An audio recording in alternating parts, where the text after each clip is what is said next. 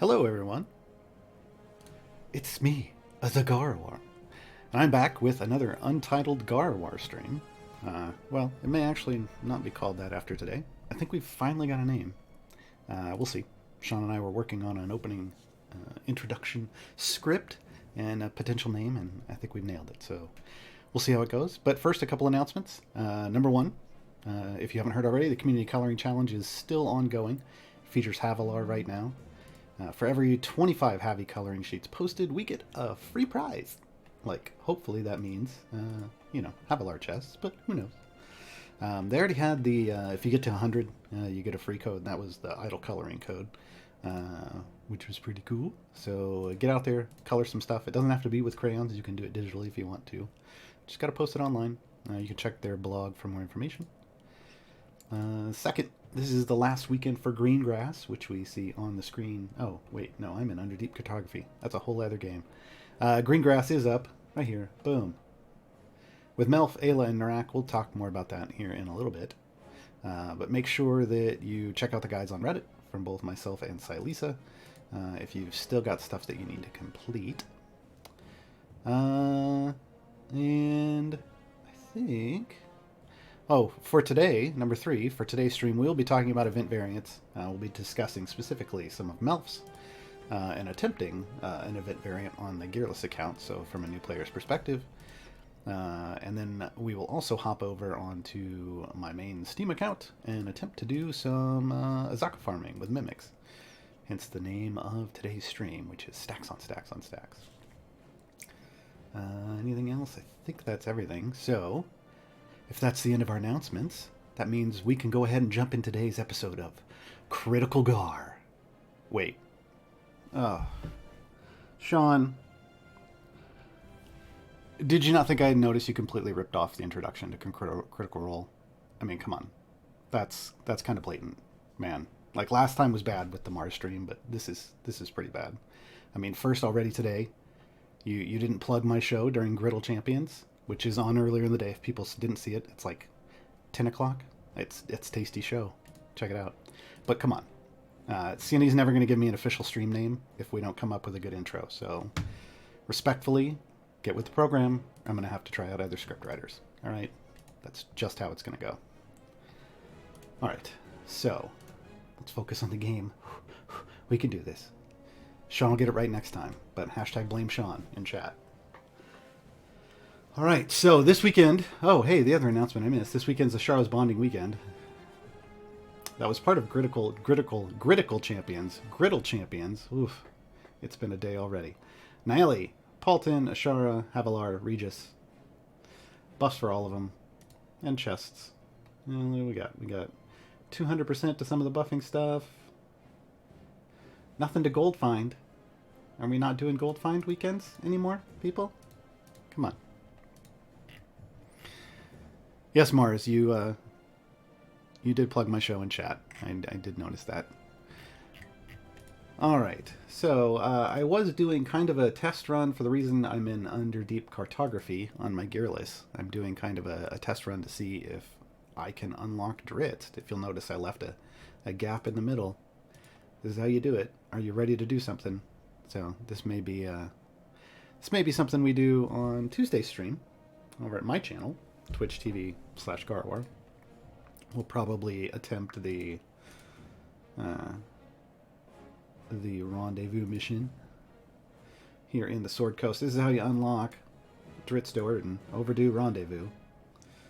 He basically takes up that middle slot, so I think I've got the damage. I mean, we're up to 170, and I've just been kind of idling, so we'll see. Alright, but I'm not worried about this. We're going to bail. I don't lose anything by bailing off that, so we are going to hop over to green grass. This is, for the first time ever, on my Gearless account. For those of you who don't know, I have an account that I just basically don't open chests on. So it's kind of a challenge account. Mars started it, and I kind of picked it up, but this is the first time I've ever had enough favor to actually do all of the variants, so some of them were a little harder than others. I think people have complained about, like, Ride the Storm, where only enemies affected by Ayla's primed or electrified states can be damaged. That one, it's not horrible, but that is kind of where it came from. That's kind of where some of these other things came from. This was the bad one, wheat from the chaff, that kind of took that and went even further, because at least Ayla primes 2 enemies every time somebody comes out. Wheat from the chaff is just total flip a coin and see if anybody can be damaged. This one's rough. I did it on this account. As you can see, I have 748 E10 favor, which is a lot for like a brand new account. But honestly, I recommend, if you had trouble wheat from the chaff, I recommend waiting and getting like E13 favor. Try to do it this weekend, obviously, but you need as much favor as possible just to try to over level through those early levels, because you just have no tankiness whatsoever. One thing to try is if your tank's dying all the time, don't put the tank in the front row. Just leave this front dot blank and put a tank and another champion here. I used Brunor to soak up damage with Calliope shielding. Basically, that splits up the number of enemies that are hitting kind of that front line and gives you a chance to actually complete the level. That got me through the first 10 or so levels to the point where then I could do enough damage, or I could stay alive long enough with upgrades to actually make it. And then it just took forever. It took like 24 hours to clear that, so give yourself some time. That kind of goes with this one too. The problem solvers. Melf's got 2 really bad variants, or difficult, I should say. Only champions with intelligence of 13 or higher can be used. If you're a new player, there aren't a lot of champions that can be used here. So yeah, it's rough. It's another one of those. I think I ended up with 6 champions just using like core plus hitch, which you can get right away from signing up for the newsletter, and then Melf. That gave me 6 champions I could use. I think some combination of that. It was a very slow slog through, even again with 7 E10 favor. So give yourself as much as possible for these last 2 for Melf's Endless War. We're going to try Start 'em Out. This is another challenging one. Only champions with 12 int or lower may be used. And after Area 10, a giant Intellect Devourer appears in every area, making all other monsters immune to damage. It has 200 armored hit points. Its health is reduced by 10 points for every point of int less than 12 that your champions have. So the key to this one is putting in a lot of dumb champions, right? So we're gonna try this out. We're gonna set it up here real quick, hopefully real quick, and see what we can end up with using just some of the core champions, and we'll let it idle while we head over to the main account. Oh, I finally got my 3rd familiar, Armored Juniper. Cost a lot, but I'm happy. So I'm just going to go with starting champions here. These are the initial starting champions. I will get to chat in a bit. We'll do questions and answers, but let me set this stuff up, or else I'm going to miss a lot here. I remember you were talking about Jarlox'll tie in for your stream name. I know you talked through Piracy and Disguise, but his 3rd ability is Master a Tuner. I think Attuned with Gaarawarr might work. Oh, Jason Ulti? That's interesting. I think CNE is keeping up, looking for ideas, so we'll see. Definitely not going with Critical Gar, though. That intro is bad, Sean. Come on. Come on. Alright, so basically I am going to throw in as many people as I have. And the idea here is... we can't use Delana or Hitch. Narak is in this event, so we'll use Narak. Alright. Basically, I want to look at how smart are they. Int. So this is going to take 4... or this is 4 under 12, so it should get me, what, 40 off? Right? 10 points for every point. Yeah, so that should get me 40 off. This one's not going to get me any. This is going to get me another 40, so that's down to 120 health. Charlaxles definitely wouldn't get me anything. Who else do we got? Bensk would take 2 off. Narak wouldn't take anything off. So we're down 60. Or wait, 40. We're down 100, so it should be cut in half. Let's set this up real quick. I'm just going to use roughly this type of formation. level up a bit. I'm going to choose Life Domain for Celeste because she's 2 columns back, so this will still heal Nayeli. And I went with Shield Master for Brunor in case things start stacking up. And then for Nayeli, I will do Devotion for survivability. And then I'm going to go... Oof, we'll see. I'll go College of Valor. Let's see if we can do a damage spec here. Let's get Narak out. Potentially. We may potentially do Narak DPS. Let's do that, actually.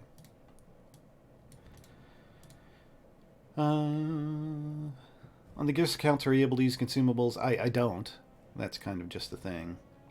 I don't recommend doing a gearless challenge to anybody. It's pain. Mars and I are already in talks about doing a different challenge that's tentatively titled the Gaarawarr Challenge. More info on that soon. That would be a more regular progression thing. Alright, so we're going to let this... We're going to let this progress. Do I want Ayla? I do. Ayla's dumb. So that'll give us some more points off. That's what we want. We want people who are a little slow to take off as much of that armor as possible. Alright, let me hit some questions here real quick.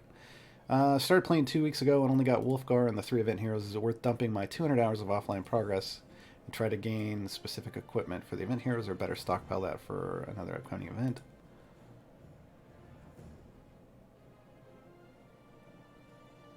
I'm not sure what that question is.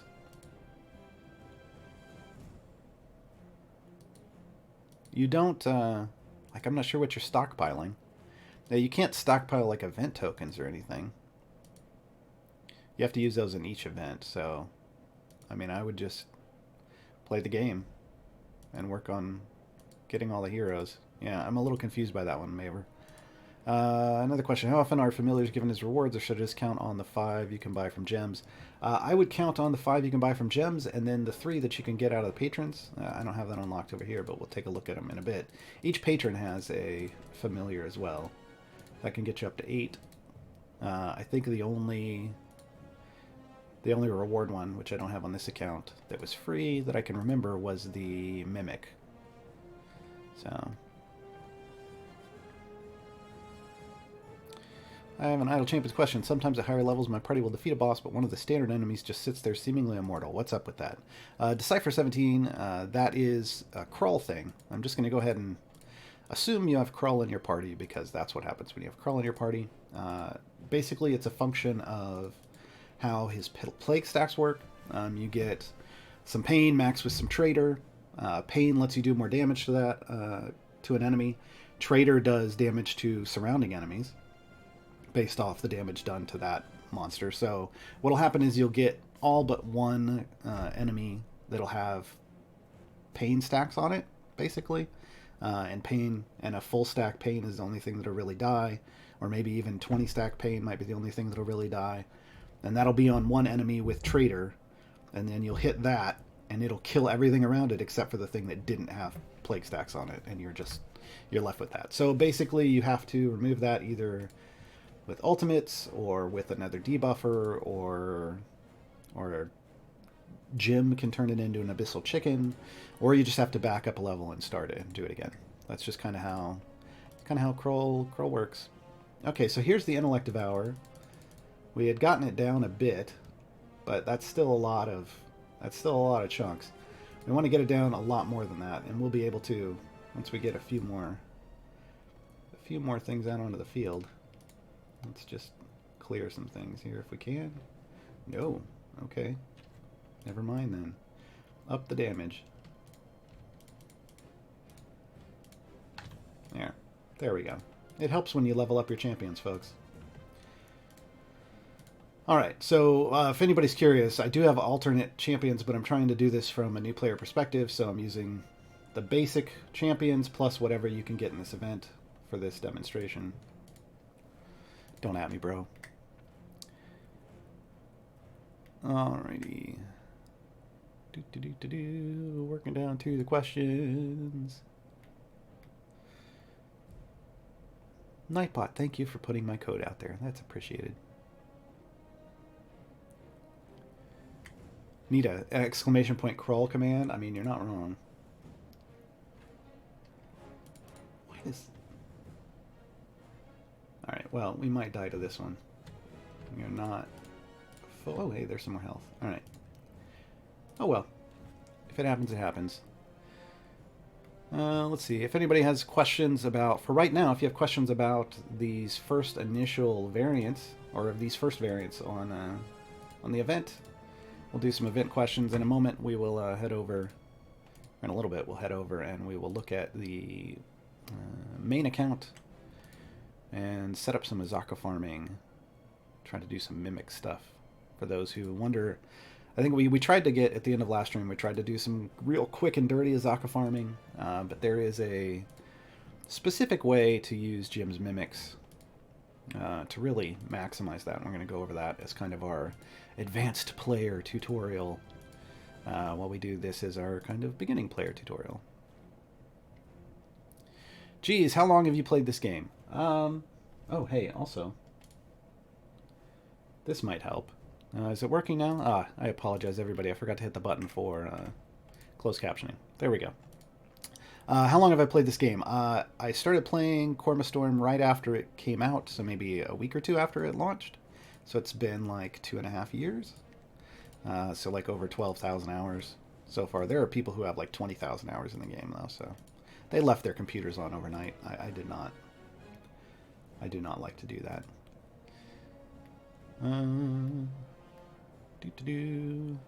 Gar needs an It's a Crawl Thing t-shirt. Hey, that would be a cool shirt.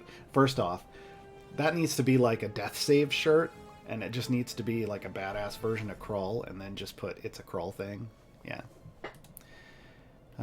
Question, Nayeli Right Spec is better overall for my free-to-pay account. Owen, I use Nayeli's Devotion because it's super survivable.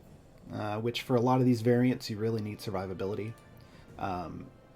If I'm using Crawl, since I do have Crawl on this account, if I'm using Crawl, Crawl wants survivable tanks. He wants your tank to stay alive as long as possible so that he can just smack as many people with plagues as possible. He needs a while to do that if there's a lot of enemies on screen, because he's not AoE, it's just hitting a random target. And he can only put one plague on each target every time he hits it.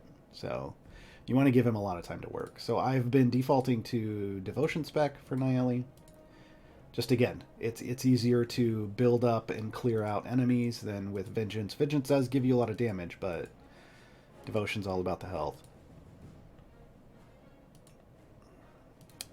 What was unclear about my question? Is it worth using those contracts? Oh, the contract was not in the initial question that I saw. Apologies. Is it worth using contracts to gain event tokens now to get more chests? Or save them for an upcoming event? I burn all my contracts every event. That's just my strategy. So at the beginning of every event, I burn every contract in my inventory on my main account. And that way I'm using, because I know I'm progressing, getting roughly the same amount every 3 weeks. That way I'm using the same amount and I'm spending the same amount of money on champions every 3 weeks. So that's what I personally do.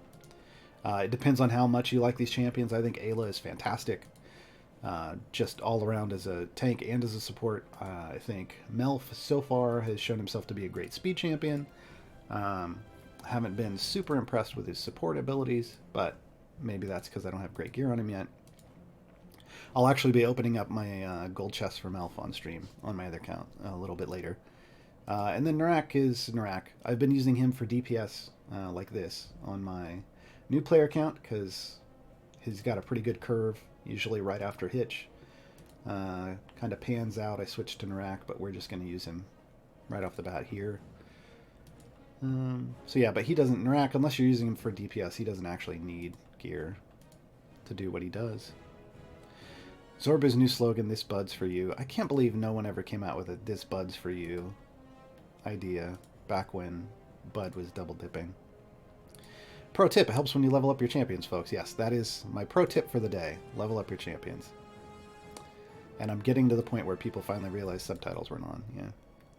Hey, I realized before I got to that in chat. That's great. New player here. Any reason to wait on opening chests? Thranks, not really.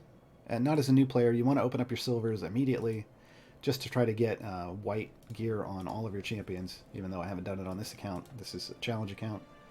So do as I say, not as I do. But then, yeah, you just kind of want to open up everything right away. There are people who will hold on to chests, but that is for reasons other than progress. So for progress, open up right away.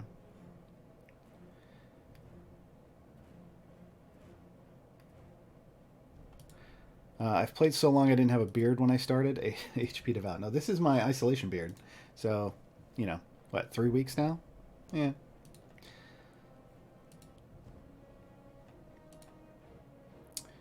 Seriously, I know you want to give up the tedious gear challenge, but it is invaluable for new players during events. No, I mean I'll still do this account in the background, but I think Mars and I are going to be doing a more regular progression just to give people an idea of how long should it take roughly to get to X, Y, and Z. So we'll have milestones. Man, I do not have enough gold yet for Ayla. This is killing me, but we'll just level up. Narak, more damage. I want to spend efficiently, so if you look down here and you notice things are showing up green, I could get to these levels, but they're not. I want to focus my gold on group damage, so actually I could go to 220 here. If you do show up coming down here, I can get to 220 and actually get a little more group damage. We will do that. Survivability is the hard thing to come by. I think that's why we just died, unfortunately. So we'll have to pop some ults and try again. So why you really want to get the intellect devour down as low as possible, so that it doesn't take forever to just chunk through his health and you just kill him right away. Bloody Meadow, is Jim able to transform one single enemy twice? Yes. Yes, he can. You'll never see it if the chicken is first, because it dies so fast. But if you have a mimic up, you need to get Jim out, because he'll chicken that thing. A bit off topic, but for new players, who should I focus on for time gates? Rock77. I think the general consensus is still, even after the update, is still Crawl as #1 option for time gates. And then, wait, are we taking? Yes. This will reduce the next spawn of the intellect devour we get. After Kroll, well, you just got Ayla. That's usually my second pick. I like Gromma still. With the stacking debuffs, it's not as big of a deal. I don't know. At that point, probably like Avron. Avron's good. Good support. Yeah, I mean, the meta's kind of in a little bit of flux at the moment because of the changes to how ultimates work with debuff, so people are still trying to adjust a little bit to that. But, in general, strong things still strong, still like to work. So early on, I would say like Crawl, and then maybe look at, like I said, you should have picked up Avron. You can look at, or you should have picked up Ayla this event. You can look at Avron and Gromma and see if you like those options. Yeah. I don't quite have a tier list up for all the champions yet. I just have the speed ones. You can find it on the Reddit.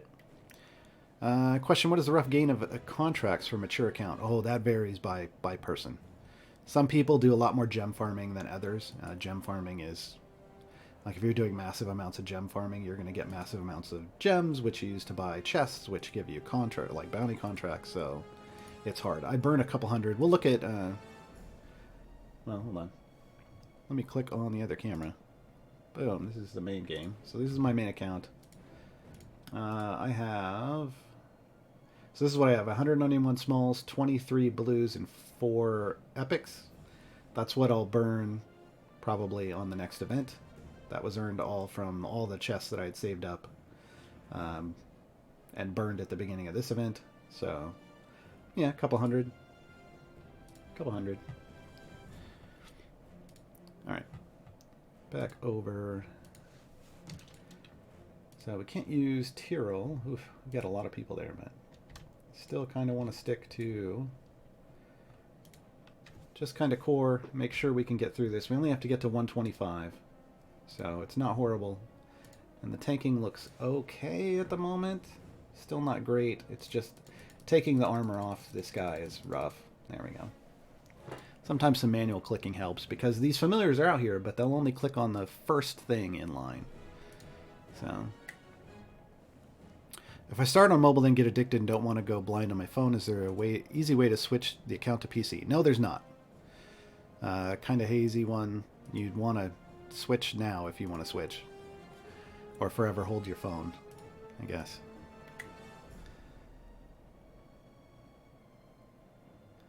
Oh, Ragnats. Bad joke. So you have common and uncommon from Elfgar. Currently, I have, on my main account, I have common and uncommon gear with like one blue. We will, like I said, we will open up all those gold chests here in a bit. I keep hearing Mars and I, so I submit we should have a combo stream. Mars, War, God. You know, you say that, and we're talking about it. It may happen. I don't know where. I don't know on what channel. I don't know when, but yeah. Don't you want to swap Calliope and Celeste? No. Oh, yes. Sorry. I'm used to I'm used to having my DPS in the bottom row and Bruenor on top, and I'm not sure why I did it in that order. But yeah, that's going to get me more damage. Whew. Silly Gaarawarr.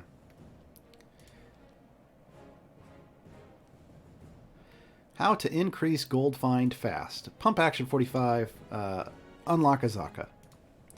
That's basically it. You'll find out, I'll be able to show you a little more why I say that in a bit. Once I make sure we're on cruise control here on this account, we will go over to the main account and we will start the epicness that is attempting to set up an Osaka farm using Jim's Mimic. Closed captioning is hilarious, definitely an entertaining part of the stream. You know, for Exes, sometimes it works, sometimes it doesn't. It's more beneficial to have it working, but at least there, even if it's screwing up some stuff. And some things could just be my pronunciation, or enunciation. Gara, what is your take on Sasaspi now that she's been around for a while? I like her. I like her a lot. If I wasn't doing this specific thing, she'd probably be in on this account. I do different things with her depending on the account, like I use the middle spec with tons of spores on my gear list, but I use specifically the right-hand spec on my main account. We'll look at that in a minute. I think I have that running right now. Hey, and Nightbot put the link in for the coloring sheet, so if you guys didn't have that, definitely pick that up. Anyone else find Gar's volume a bit low? I don't know. I don't know, Michael. I think it changes person to person. I've got the mic literally right here. It's just off the screen. You just can't see it. I'm talking into it.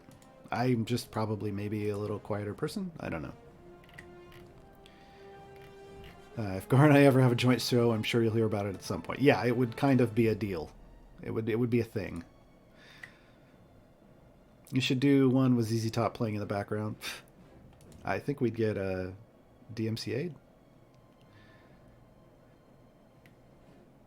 Alright. Let's see if we can AFK through this Intellective Hour. If we can,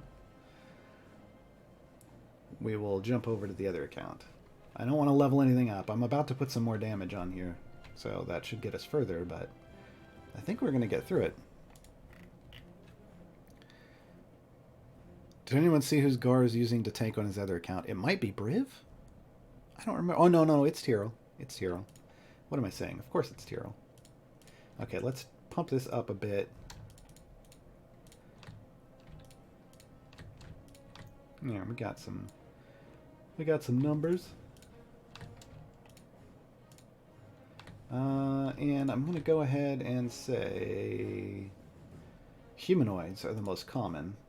So we will leave it there. And we will call this an AFK. And we will be back here in a moment. But let us go back now.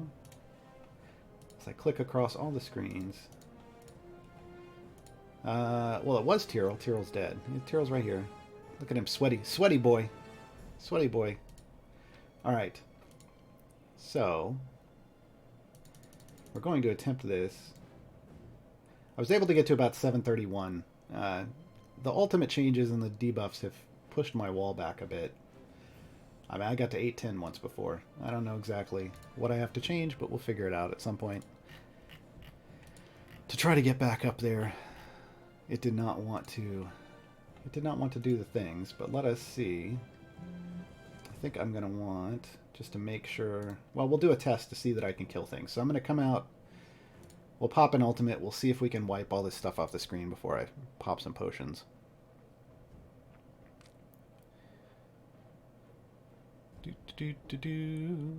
Why the V shape of the formation? This is the formation. I am doing a Melf variant. This is the formation that I get to use. All right, let's see if I can just kill everything real quick. No. Okay. Oh, okay. So this is good. I don't need damage potions. I was just able to kill the boss, so I think this is a good setup. All right. So here's what we're gonna do.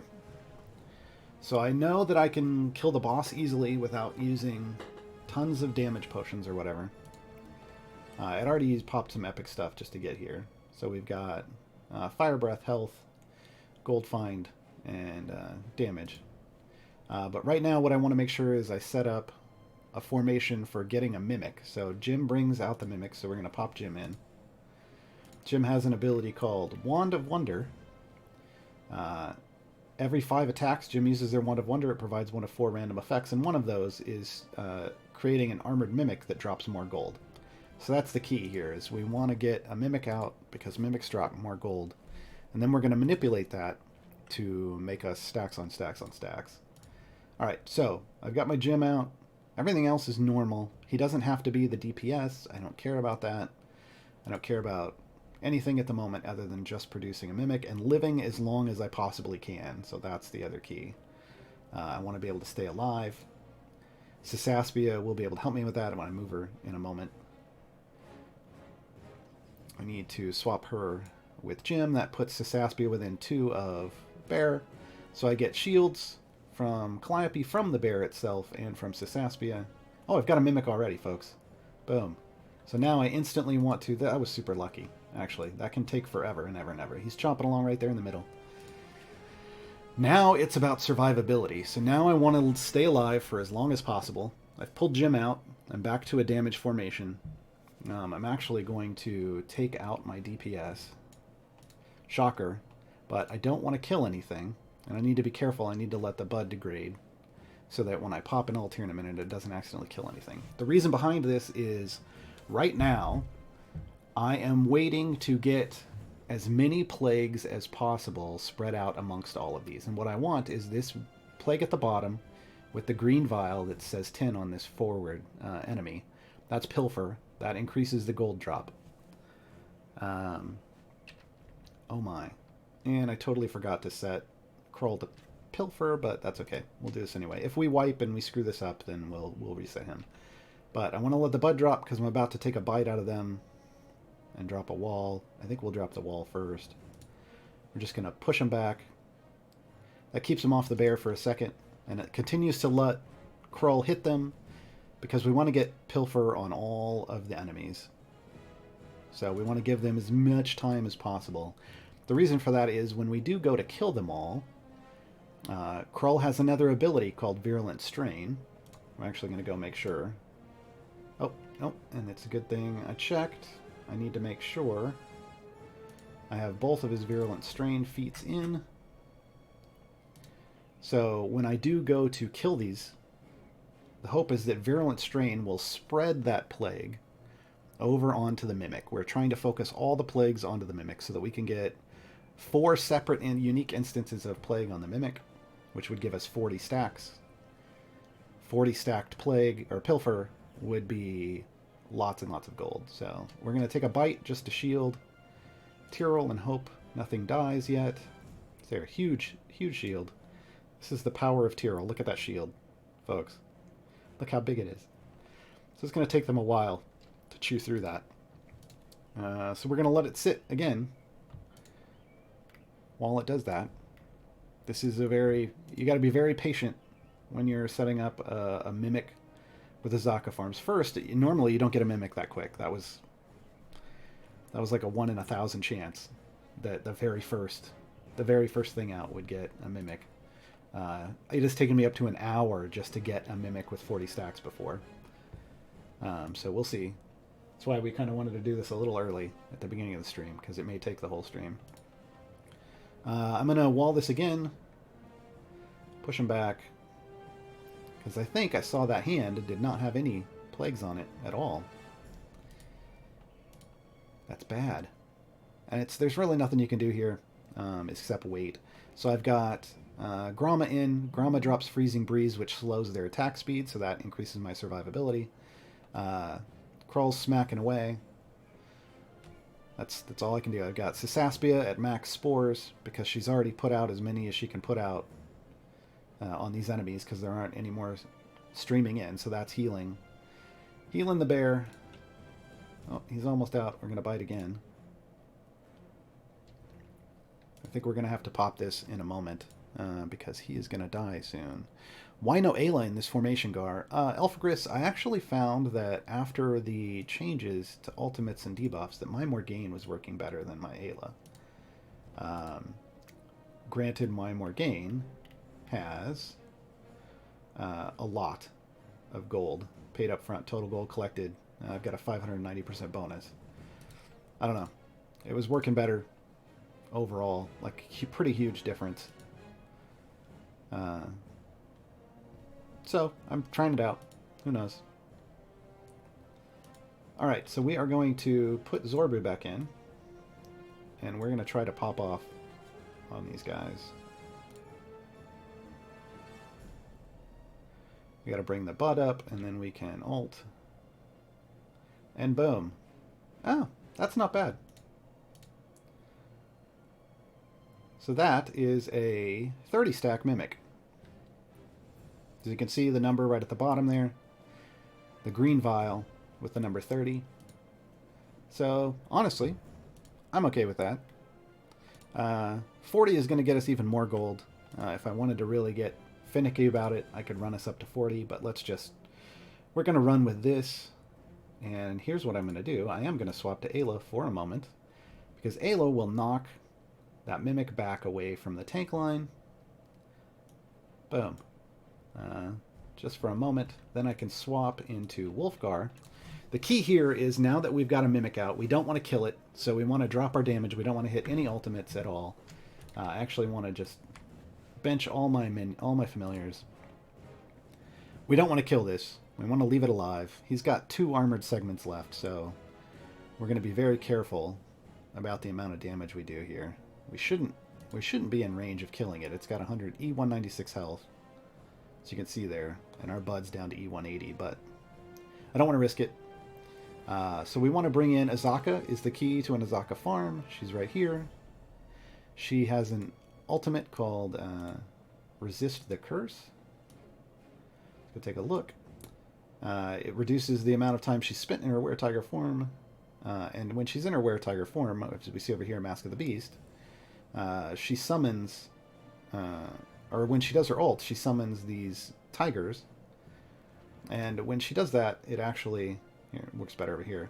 The tigers cause enemies to drop gold even if they aren't killed. So basically they're dumping as much gold as if they were killed just by an ultimate. So the key here is we're not actually killing this thing. So now our goal is to bump up our gold find as high as possible. Right now it's 770 E34. So we're going to just start swapping in the Companions of the Hall. And I want... He's got his Wisdom. Okay. We're going Companions of the Hall, roughly. And we are going to bring in Jarlaxle. Oh, I didn't level him up. For gold find, so we go Master of Piracy. The Companions of the Hall, when they're all combined, have a really high gold find bonus. So that's why we're doing that, if you're wondering. We can put Wolfgar up here now. Now that we've got him in, and we bring in Dritz. I am leaving Calliope in, because I use Calliope to keep my tank alive. Alright, and then I'm going to bring in Narak, the Githzerai that everybody just picked up in this event. Narak has an ability called Githzerai Focus that increases the potency of formation abilities of adjacent champions with a wisdom score of 14 or higher by whatever percent that you have set up. I think mine's a 168.8. It's kind of a max. You can upgrade it as you get further. So both Brunor and Dritz work with this. So he's buffing both of them. I leave Crawl. I'm going to take out the Grama, I believe. Aren't I? Aren't I taking out Grama? Yes. What do we want? So we have Dinar in because he's going to put this little debuff here. It's the little gold icon with the lines coming down. That means that character drops more gold. What do we want in? Oh, we needed Jarlaxle in. That's why Grama's coming out. So now I have all 5 Companions of the Hall. So Brunor, Catti-brie, Wolfgar, Dritz, and Regis. So maxed gold find there. I've got Osaka. I've got Kroll, because he's the one that's keeping these pilfer stacks up. And then I've got Jarlaxle. What am I forgetting, folks? Oh, I need to make sure the feats are triggered. So he needs wisdom, so that's there. Let's see. If they have any gold find feats, you want to pop them in. Yeah, I've already got that over here. I think this is just set up for survivability. I'm going to go back to...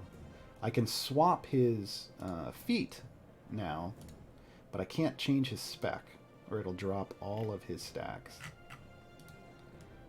Everybody else should be fine. So I've got his 10%. Dritz also has a 25%. I haven't been able to get it yet, though. Alright. So I think we're good. Yeah, I don't have that one either. Still missing some things for max gold. So now I'm going to come up to the Potions of Clairvoyance. And I'm going to pop. We're just going to do about 15 minutes worth of potions. And then I'm going to hit speed potions to max out 10 times speed. We're going to go super fast. We are now up to 8.2 E40% gold find. I started this run at 3 E31 favor. I'm currently at 464 E31. So watch what happens when we just do one ultimate with Osaka. See all the gold flying in huge piles? We are now up to 2 E34. So we just gained E03 favor with one ultimate. And it's still going up. And it's going to go up the entire time this runs. It's going to slow down its increase. That first ultimate is the major dump of gold. But we will still continue to get more. If we left it for like a half an hour, it'd probably get up to E35. But this is why I said earlier, if you want to increase, how do you increase your gold find? Or your favor increases and your gold just in general? Osaka. This is an Osaka farm. It's not a perfectly ideal. Ideally, Krull would be in his pilfer spec. Yeah, I forgot. Oops. There's some other feats that could happen. Some people like to manually do this with Puent. Puent will increase gold find a bit as well. I like to AFK it, which means I need that survivability from Calliope. So, can I see the DPS meter? I mean, now it doesn't matter, but before, all you really ever want to pay attention to is right down here. It's visible all the time, and it's your Bud. Right now, Bud doesn't matter. We don't want to kill anything, but... The gold is worth waiting an hour. A Green Goose 16, yeah. EO3 gold, just from one ultimate, that's worth waiting an hour for, yeah. You would never get that much just trying to farm normally. If I had gone up to 40, it probably would have been an, EO4 maybe. Who knows? Why no Ayla than swapping to Morgane in this formation, Gar? How do you know I didn't do that before I got to my wall? There's a lot of manual manipulation you can get into with debuffs at your wall, especially if you're using like the Nayeli Grama swap in the tank line with Nayeli as a mountain spec. I don't do a lot of the manual manipulation stuff. Who would you say is the best support to pair up with Zorbu? Krull. Yeah, I mean, that was easy, right? Avrin would probably be next. When you want to cut through enemies with armor, what is the best way to do it? Jellicle, honestly, I try to find a fast attack DPS. And I look for champions that have multi-hit ultimates. So like Jarlaxle has a multi-hit ultimate, meaning it just rains down damage. Celeste has one. Caddy Breeze does 5, plus she gives everybody her crit chance and damage bonus for 30 seconds after hers. I like to start with hers. And then regular attacks start critting. And then if you get people who are multi-attackers, that's going to be nice too. But you just got to make sure you're doing damage first.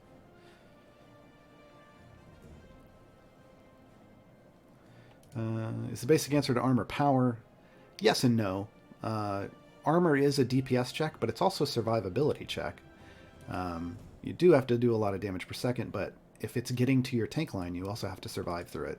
That's why one of the recent events that had the Frost Giant, it was armored and it did a lot of damage. It was just painful for new players because there's just no survivability really built up at level 50, that first level 50. So, and your damage is iffy. Yeah, it can be rough. 730, Jesus Christ, man. Iltazine, I mean, again, my cap was 810. I had farmed a Mimic at 810 before. It was insane. I think I had E36 or E37 favor. It was wild. Yeah. Can you swap in Puent before you ulti on Osaka? Yes, you can. And then you can... But the issue I have is that a Mimic... Mimics do, it feels like at least, Mimics do more damage than a regular enemy. Like they really chomp your tank. And when I get up to these higher levels, I find that my tank dies real quick if I let him hit it at them all. So. And yes, all the questions about gold find feats, etc. Yeah, I mean, you can do all of that. It's whatever you need to do to maximize your gold find, if you have it. Some of them come from gems, some of them come from chests. If I don't have them, it's because it comes from a chest. I haven't been that lucky yet. So, do you need Stokey's buff? If your Stokey is better than your Jarlaxle, sure, you can use Stokey, but she has to stay in. Stokey's gold find bonuses do not apply permanently anymore. That's an old thing. Stokey, you used to be able to put her in, and she'd put her golden palm on an enemy. You could pull her out, like I did with Dinar's buff. You can see it's still there, the circle with the drop lines. Stokey's doesn't do that anymore. Gaarawarr, my favorite show on Idle Champions. Thank you, Feybinder. That's rough. There's also Mars, and there's Griddle Champions. Griddle Champions is difficult to follow. It is a very tasty show in the morning. Beat my record, Gar. Reached E36 this time. Look, I'm going to be happy with E34 because I started at E31. That's an EO3 increase. I could do another run now that I'm at E34, and I'd probably get to E36, but I don't care that much. At this point, I have enough favor. Scrolling through some questions. How come you don't use familiars again? I don't want to accidentally... Like, I don't need to click on anything. Like, what would I be making? A little more gold off the distractions flying by? I mean, the familiars... And you don't want them accidentally triggering ultimates while you're waiting for your bud to decay. Because I have killed a 40-stack Mimic before, accidentally. And that's horrible. So, when you're setting this up, you just want to remove any possibility of screwing it up. Is there somewhere online with your video guides for strategies like this? Well, now this is going to be online. I believe they're going to be moving this over to their YouTube channel. So you'll be able to check the VODs here for a while, and then hopefully after that it'll be on their YouTube channel.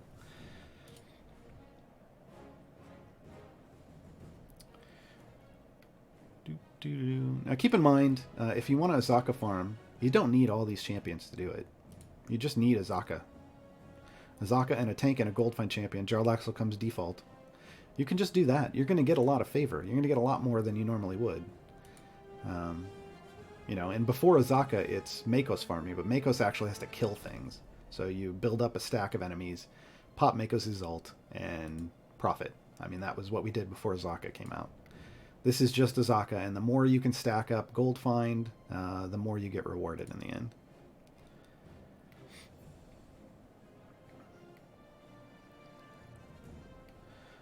Lots of discussions, yeah, lots of different ways to do it, but this is just one way. Catching up with the chat. Griddle Champions is not nearly as informational. Well, Griddle Champions is entertaining while they tease out the weekend buffs. So, yeah, I think it's neat. I think it's a neat way to hang out and chat. What are Speed Champions? Cantankerous. Speed Champions, this is the one type of champion in the game that's kind of recognized but doesn't have a role that says like DPS, gold, tanking, support. A Speed Champion has some kind of non-damage based ability that speeds up your progress. So, over here, Deacon has an ability called Confidence in the Boss, I believe, that basically speeds up how quickly an enemy transitions from the point of loading onto the screen to the point where you can actually damage them. So it makes you able to get them into a killing position quicker. He is a speed champion.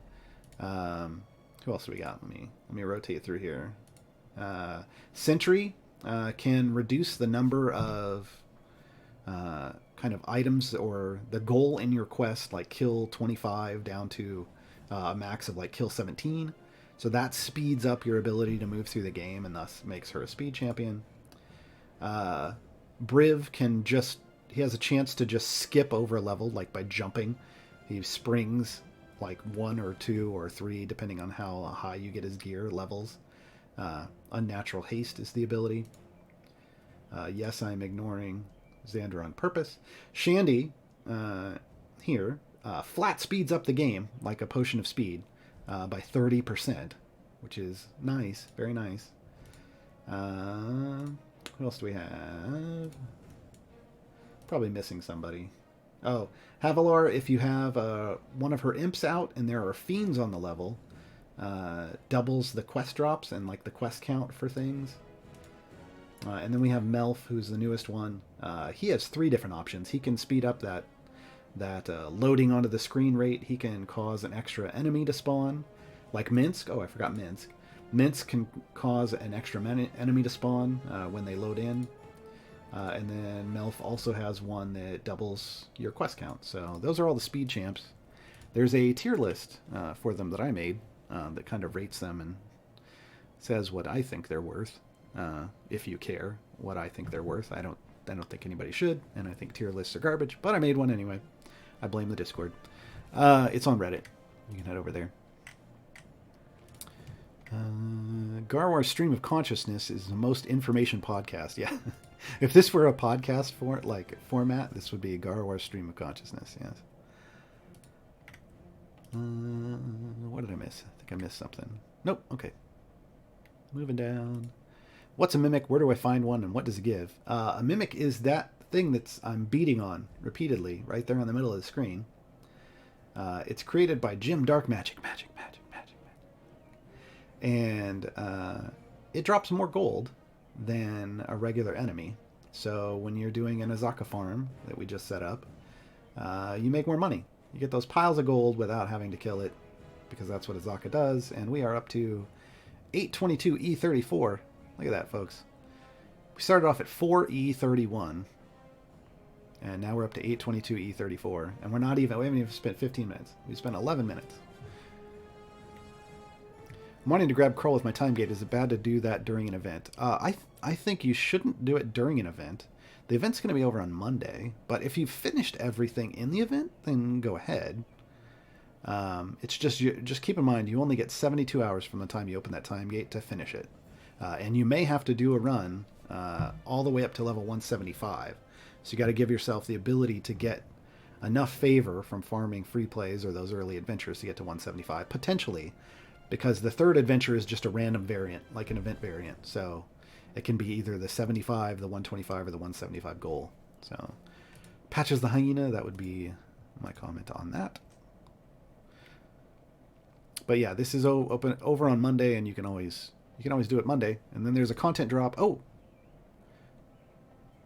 yes, they did announce it. I was going to say, am I allowed to talk about that yet? Content drop coming Wednesday. So in 1, 2, 3, 4, 5 days. More Baldur's Gate Descent into Avernus. We actually descend into Avernus next week. So I'm sure Mars is going to talk about it on Wednesday. I'm sure the devs are going to talk about it on Thursday, and I'm definitely talking about it on Friday. So Next week is officially Hell Week. Sorry if it's been asked, but thoughts on Melf and importance of gearing him over Ayla during the event. If you already got lucky with his epic speed item, Adventures with Dad, I would focus my gear on Ayla. I don't find him as super important as Ayla. Ayla's one of the reasons that I was able to finally get E10 favor on my gearless account. She's just that great, even without gear. So, but getting her geared up makes her way better. Switch champion is Osaka. Osaka's right here. She is the Were-Tiger. She's currently got a mask on. But yeah, there she is. And there's her in Were-Tiger form. She is our only lycanthropic character. Well, that's not entirely true. The only one in the game that shows off their lycanthropic tendencies. The entire C team are werebears. Primarily Dinar, but he infected them all on purpose because he didn't want to be the only werebear. That was the whole thing. Spoilers. For the beginners that do not have the champions to farm like this, is it better to reset once you hit a wall, preventing progression, or continue at a higher level? Archlight, you basically want to push as far as you can to get as much favor as you can. That's just normally the rule. And then you want to hang at whatever level it is that you're able to just idle and kill at. Not idle and chill, idle and kill. And that may mean backing up a few levels. But that's how you want to do it. And again, you can try the Makos farming if you don't have Osaka. But definitely push to try to get Osaka. She's in the Tomb of Annihilation campaign. There's a guide. Mars has got like a visual aid on how he got there gearless. So you can get there even without gear. And then I've got a guide up on Osaka that explains how she works. And talks about how to unlock her on Reddit. All that's on Reddit. If you place a familiar in the ulti selection slot, what's the logic? Which ult gets triggered and when? Maver, right here, I've placed it right on Azaka's ultimate. But if you put it in the roaming bar, it will get triggered. Each familiar will trigger an ult once every 30 seconds, and it's just at random, I guess. I think it's probably trying to go through a line in some kind of an order, but if you've got 4 roaming and they've got long cooldowns, usually they're all on cooldown, and the second one comes off, it's getting hit. Just depends. But why Xander? He is a speedster too. No, he's not, Bloody Meadow. And I will refuse to listen to that. He is... He's really bad. He's really bad. That would be Gaarawarr's rant stream. You can find that on Tuesdays at twitch.tv/Gaarawarr. How would I best use Osaka without Jim and without a Mimic? Well, you don't need a Mimic. You would do the same thing. You would just build up, let enemies build up like I did. Let the stacks build for as long as possible, and then kill as many of them as possible. And with the goal of having just one enemy left over that isn't the boss.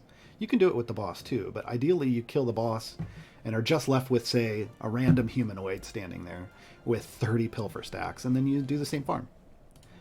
Jim's Mimic just multiplies the amount of gold you get, so yeah, you can do it with regular enemies.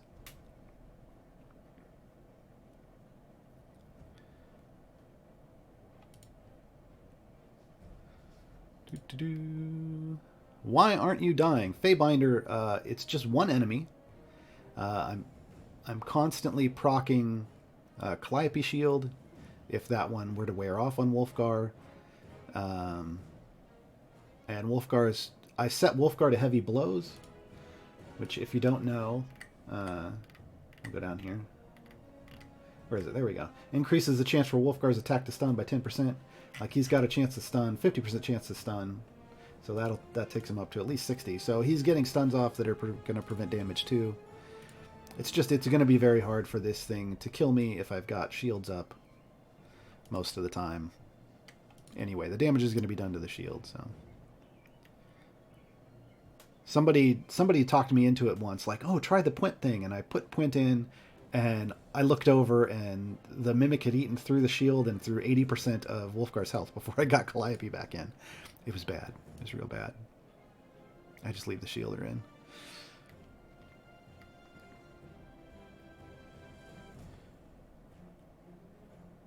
So we know which favor or which campaign we convert our favor to at the end of the event if the new Baldur's Gate adventures are coming. I mean, maybe.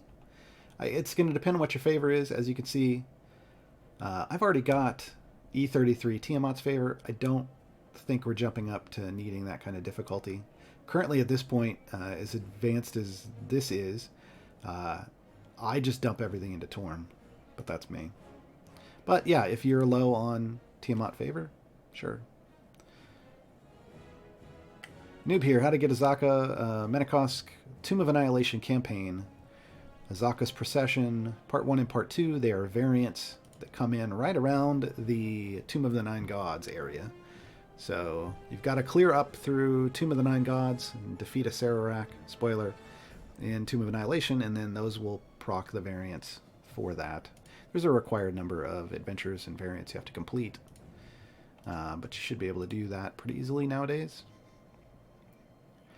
Hello, I just started. How long can I expect to reasonably play before I'm playing like what's shown in this screen? Ooh, I mean, I've been playing for 2.5 years, so it's difficult to say. People have been playing, I'd say, 3 to 6 months, can be seriously doing Azaka farms in the 500 and 600 levels, maybe even 700. If you're really apply yourself, you know, go to the Discord, read the stuff on Reddit. People can help you. Hey, watch Gaarawarr's Untitled stream live now. Man, that could have said Critical Gar if only it wasn't a ripoff. Thanks a lot, Sean.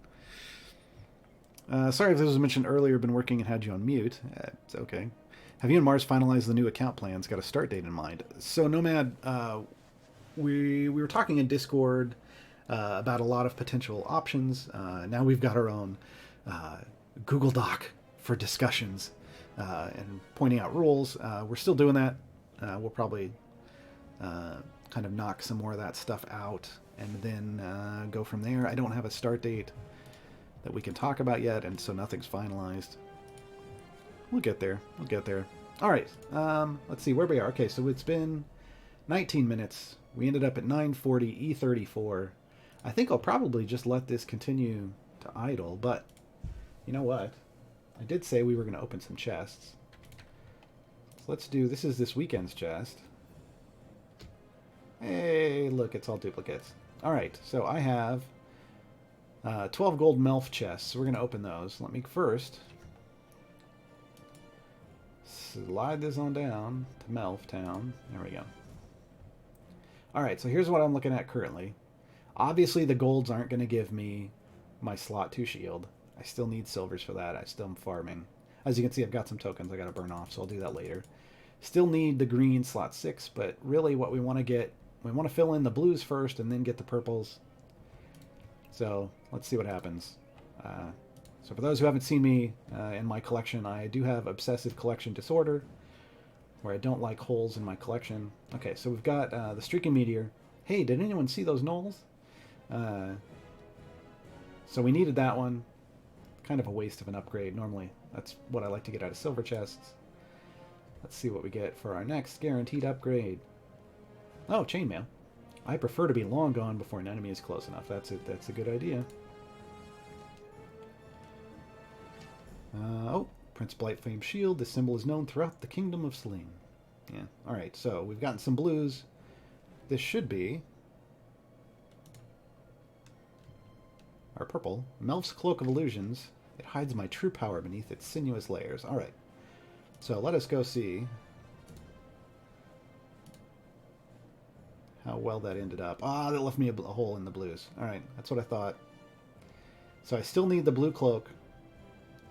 And I need the blue book and the blue meteor. So let's see if we can knock those out now. There's the blue meteor, so we need the blue book. If you study hard, kids, you too can unlock latent magical power. I don't know that that's true. There's the blue book. So I need the blue cloak. Bakub's Blessed Book. It's got a rare gem every few pages, but it's mostly old hat. Let's see. Come on, come on. Nope. Duplicate. I'm just holding down the space bar for those who are wondering. Hey, we got our epic before the timer. That's nice. Thin, light, and ever so quiet, perfect for a gray elf like myself. Hey, they actually reference he's a gray elf. That's the first place in game that did that. Alright, so we did get all of the chainmail. Still need the blue cloak. And then I'll happily take whatever purples. But I hate these holes, because it's so hard to fill those holes in the collection in. It doesn't matter. It's just me obsessing over stuff that doesn't matter, but... oh well. Alright. Are we going to get the cloak? At least give me the blue cloak. Double greens. Thanks. It heard me. Nope. Alright. So I'm just out of luck for now. Hopefully I can get these two before this weekend's over. Or he'll go into my time gate rotation real quick. Alright, let's go take a look at the other account. So, Nayeli died. We got up to 58, died on 59, but we have lots of gold. Lots of gold. Alright. Who else can we bring in? We could bring in Jamila. How dumb is she? She dumb. She can come in. And Arkan. Eh, he's dumb. I don't have enough gold for him, but we'll bring him in when we can. So let us... We're going to beef up Nayeli a bit so that she can stay alive. And then we're going to go to some break points here with everyone else that I already know because I've played this game way too long. We're going to leave the Gith as our DPS. Alright. And let's see how far that gets us. Click damage is at 81, so we can still click damage things to death. We just couldn't kill the Intellect Devourer, I'm guessing. Alright, let me check chat here while that moves along. Anyone know of a Reddit list of where to find the stories, book streams of all idle champions for us that are new to some of them? I mean, you're in the right place. If you head to the wiki on the Reddit and click on the link for Gaarawarr's posts, there's a Lore 101 post that references everywhere that every champion comes from.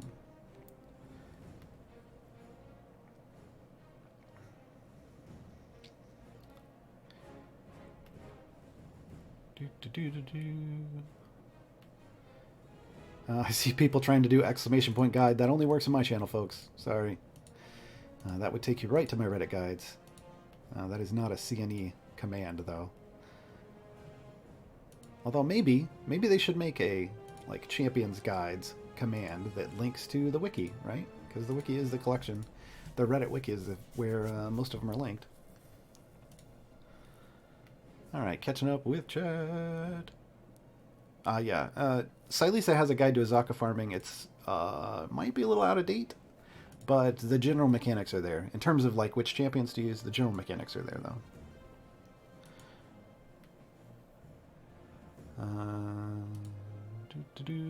I'm new to this game. How's your game running that fast? Speed potions. Speed potions will speed up the game up to a 10x speed for stacking multiple potions. That's usually the blue, the purple, or the purple, the blue, and the green. Those three together will get you 10x speed. And no, potions don't cost money. They just come out of chests.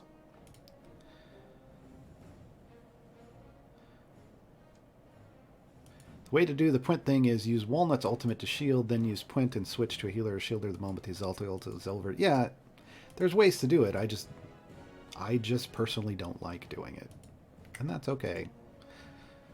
Woo, got wheat from the chaff done. Congratulations, Capitan 2400. Wheat from the chaff is painful for newer players. Yeah. I'm new. This is my first event. Then real congratulations, because it's rough. My to-do should now be grind as many free-to-plays to 50 as I can get to chests. Yes, 51 technically. But yeah, you got to complete 50, so just grind to 51, reset. Get your chest. For every... You're guaranteed 1 gold chest out of 4 free plays, so that's 10,000 tokens. That's why you do that instead of buying them from the shop. But you could potentially get more than 1 gold chest every 4. I've gotten 4 out of 4 before. And I reported myself because I thought my account was broken. Because that's just too lucky. I'm only missing Korth, Walnut, and Puent. Who should I grab when they come up? I would say Korth, Carnage Driven. I really like Korth. I might be a little biased. Second week playing, spent last week getting Osaka, have all Kelemvor blessings. Why is favor still needed? Cantankerous, because you've still got to unlock Dragonbait if you haven't yet. Dragonbait, I mean, depending on how much favor you have, Dragonbait is the final variant in the Tomb of Annihilation campaign, and generally considered to be kind of the ultimate challenge of can you beat that boss, outside of patron stuff, of course. But just main campaign, that's the ultimate one. And you're going to need some favor for that. 9, Dr. Awkward. 6. Hey, Gaarawarr. Hey, everyone. First time in the stream. Welcome. It's a really cool build you got there. Also, many thanks for all the good stuff on Reddit. Oh, you're welcome. Yeah, the lower the level you use Zaka form on, the easier it is to keep the tank alive. Absolutely. Yeah, but like I said, trying it in the 700s is just no bueno for me. So I just don't do it anymore. I also found that adding Puent wasn't that big of a deal. So,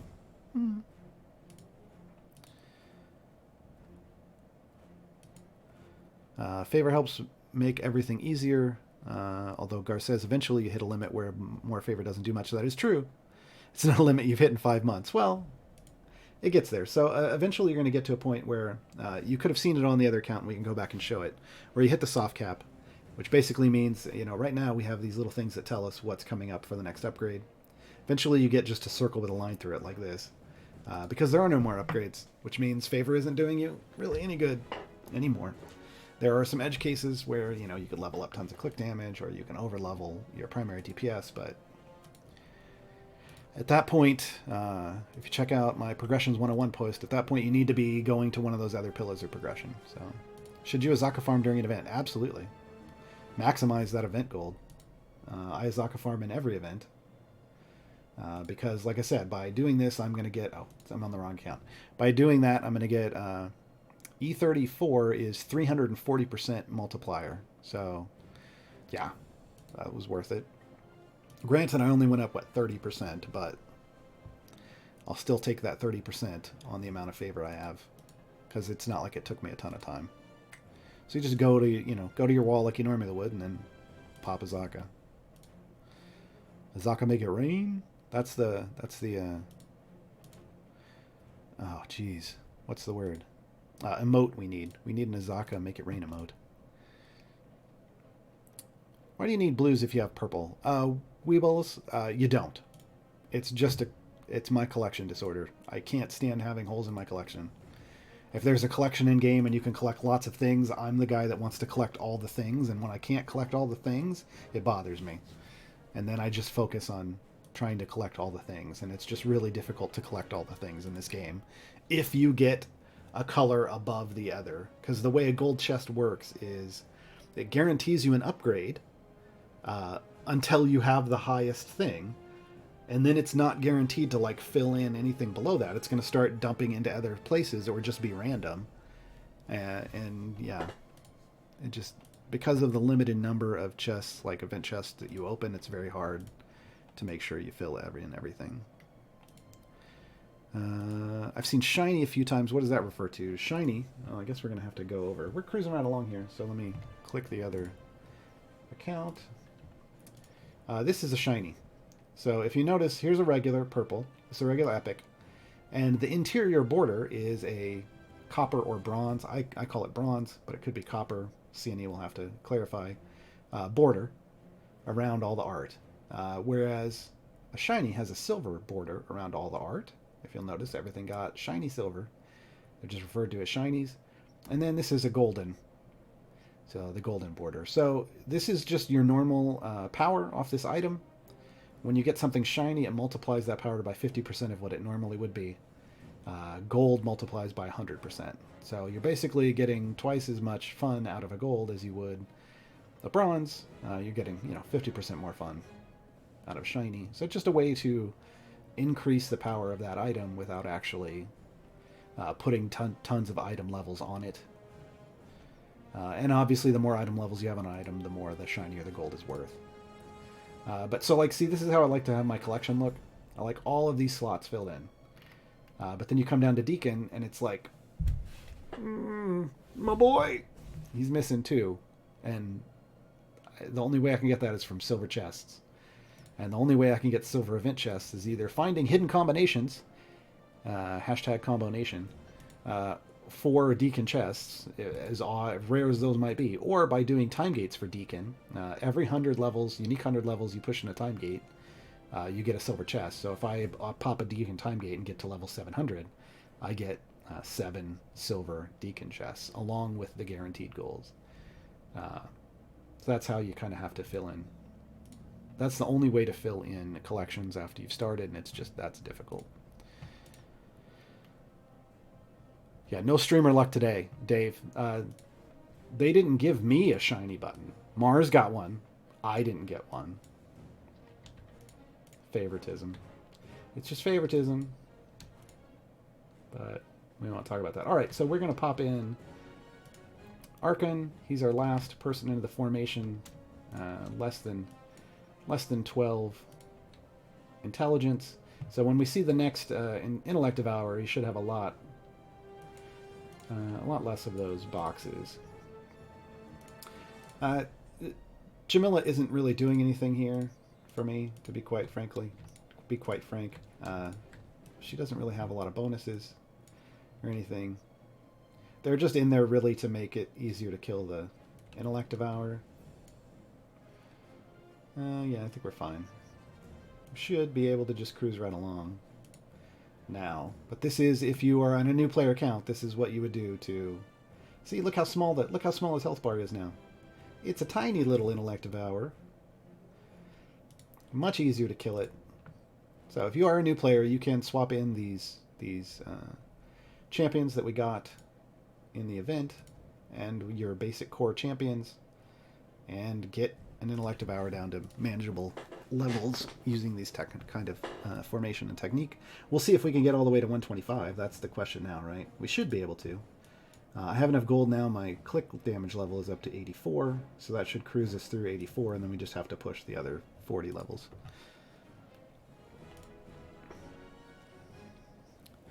Just finished coloring Delana. Mars. Why'd you have to jinx it that way? Adventures with Dad. Tips on your stream on how to get more tokens during events once we have burned through our contracts. There isn't any. There isn't any. So event tokens, like these bouquets, they drop at a rate of 1 every 25 seconds as you kill things. So you have to be killing things. You can't be on an Osaka farm like I am on my other account. However, after I'm done Osaka farming, I can kill something, and it should, over the next few kills, it should catch me up on the bouquets I missed. But there is no other way other than opening bounty contracts. So, you just have to farm lots of gems in between events and earn lots of bounty contracts, and then that's it. Whatever you get is what you get. Gaarawarr, I've tried to pass the third Melf challenge 3 times, couldn't get anywhere, I gave up. Smut Puffin, it's not easy. Oh my gosh. Green grass. Melf, wheat from the chaff.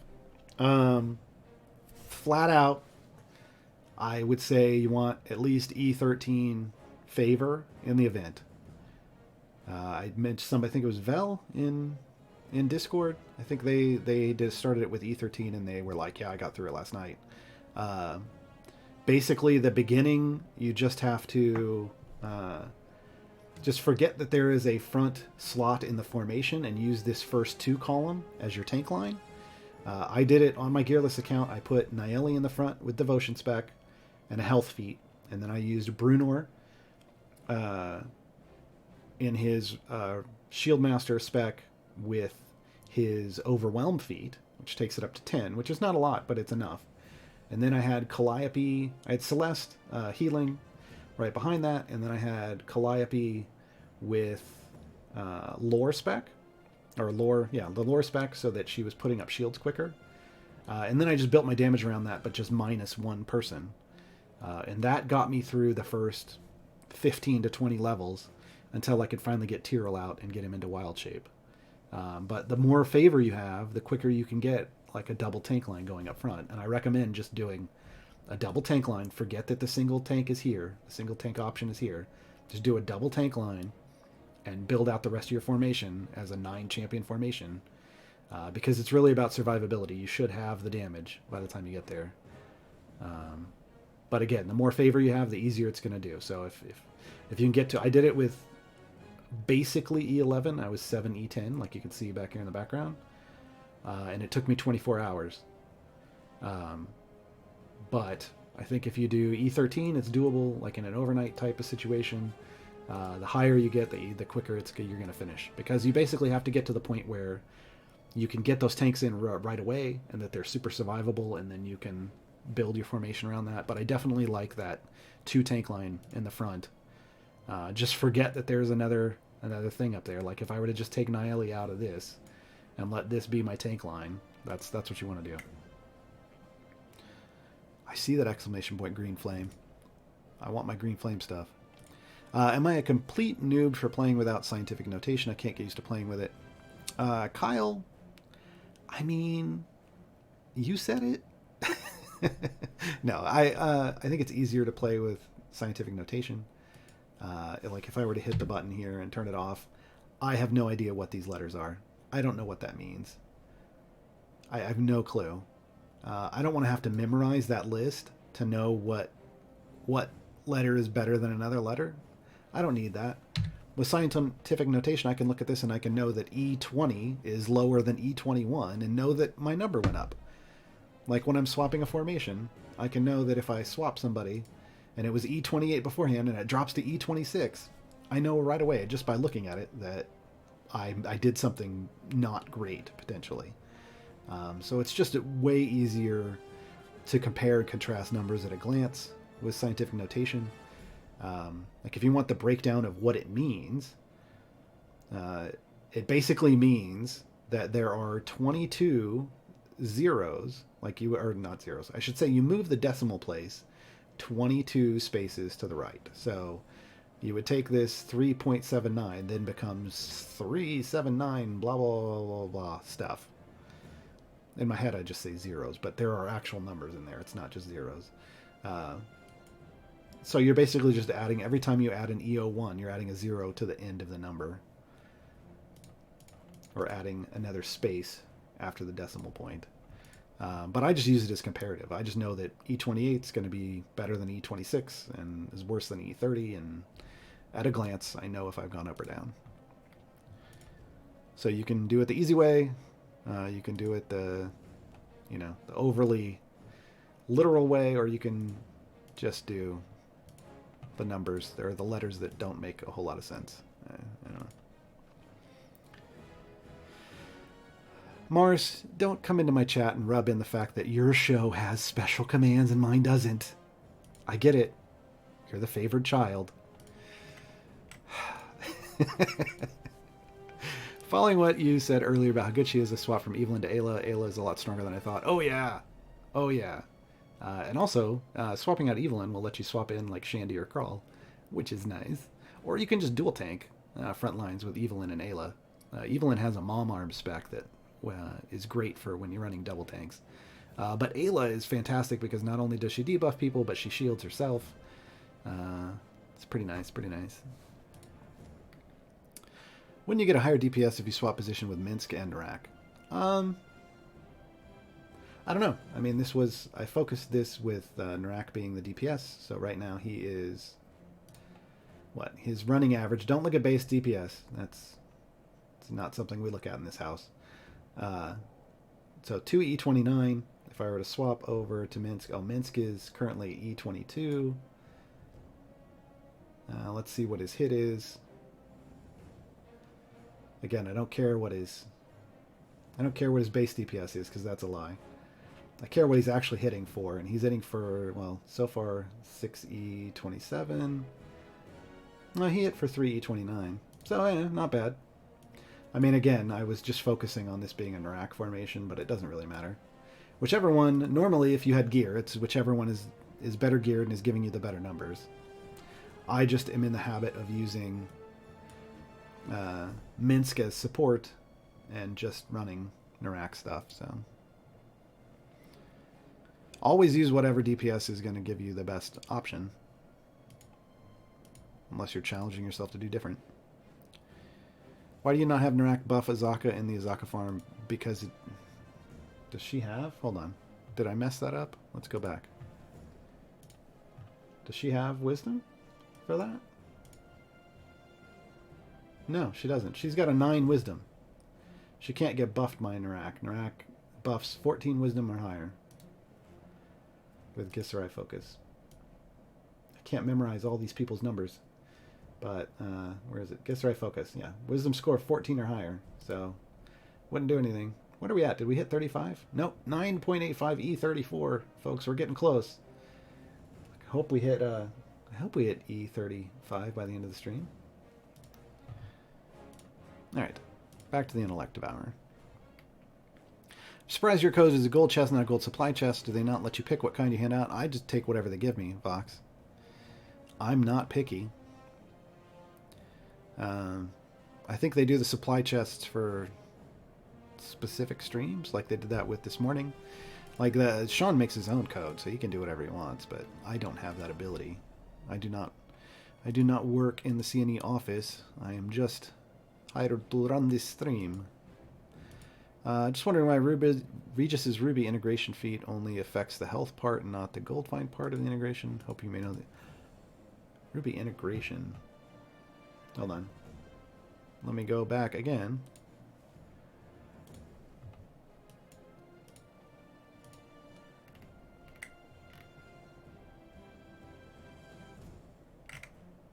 Ruby encouragement? Is that what we're talking about? Or Ruby invigoration? Ruby invigoration, meta. Okay, hold on. So, probably because it says it's a medic thing, so it wants to do health by 15%? I'll tell you one thing, though. Regis is not a healer. His healing is garbage.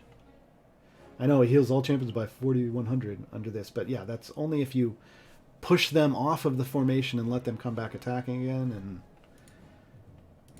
man, there's only a couple champions that can do that.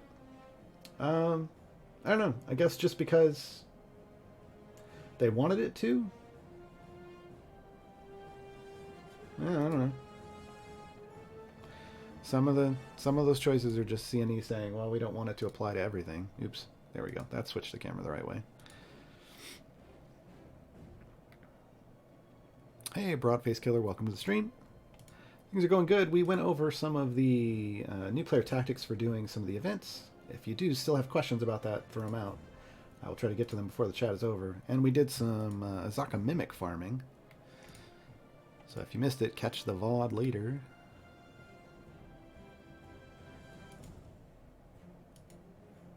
I just figured Gar would give out supplies if he could because I've heard him say he likes them more. Yeah, I like the supply chests a lot. But that's because I chew through potions like crazy on my streams. But yeah, it's not my choice. And I don't know. I think generally people probably, like newer players probably prefer the gold chests. Veteran players probably prefer supply chests. What's the best scenario to farm up Zorbu's hatred levels? Ooh, that's a good question, Boxa. I kind of argue with a lot of other people. There is a scenario, or there is an adventure variant that has drow and beasts in it. And to me, that's knocking off 3 ticks on the box. That's knocking off humanoid, drow, and beasts. So if I'm going to waste some potions, I should say waste. If I'm going to burn potions, I want to farm all 3 up at once. So I go there. I can't remember the name of it specifically. And then you go, usually undead is, you know, there's one of the undead thing with the dinosaur that spits out all the zombies. Even after the dinosaur goes away in Chult, the zombies spawn pretty quickly. That tends to be where you farm those, most people. But there are some guides out there. There's some posts for people that if some people like to farm drow on their own, some people like to farm the beasts on their own, you know, pick kind of whatever you want to do. I don't have mine up super high. Oh, especially on this account. I'm not even going to look on this account. I don't even think I can put him in. Can I? Oh, I can. But yeah, his numbers are horrid on my Gearless account. I think I'm at like EO5 on my main. I didn't go up super high. I don't think you have to beat all the content. I've finished all the content so far, well, that I've gone through. There's all the new Strahd stuff. But I finished all the Mert and Vajra stuff and all the regular adventures and variants with EO5 on Zorbu. It was fine.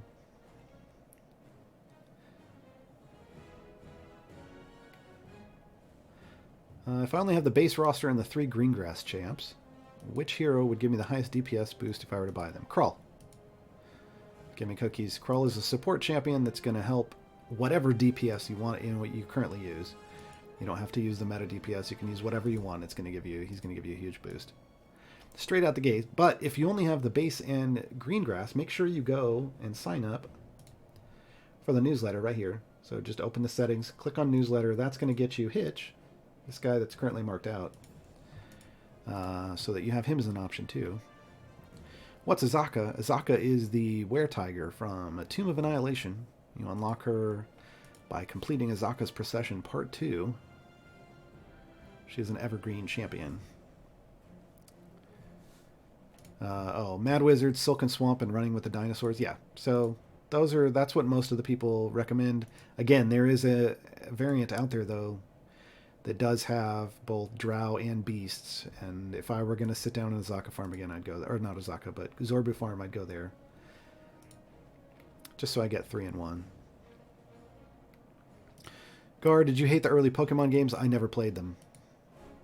I never played. I probably just didn't have the whatever type of regular or portable consoles they were on at the time when they came out. Just bad timing. Never played them.